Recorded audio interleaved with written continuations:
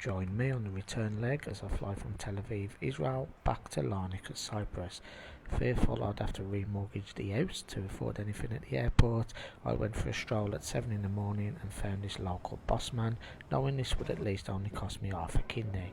I am in fact joking, that was about £4.60 for those snacks, but this is a real snack. Public transport doesn't run on a Friday afternoon till a Saturday evening, so I had to get this taxi at £50.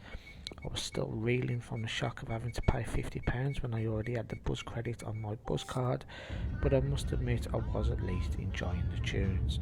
After 30 minutes we did arrive at the airport with no issues, but I'm always on a self-imposed hunger strike unless I can find a WH Smith meal deal due to the cost of airport food.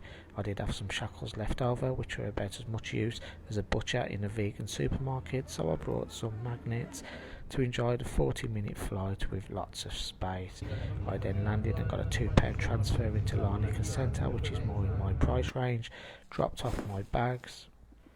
I then did an impression of my ravenous dogs in the morning, looking for their first feed and water, as I was in search of this myself, in fear of dying of thirst and starvation. I found this boss man a few euros later, and this unglamorous shot of me drinking Lucasade not only reminded me of home, but also reminded me that I can live like a king here for around about 20 or 30 euros a meal.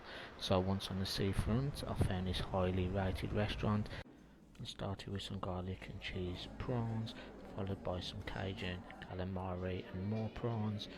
And let me tell you, for 27 euros this was absolutely lovely, even more so washed down with Cyprus's finest.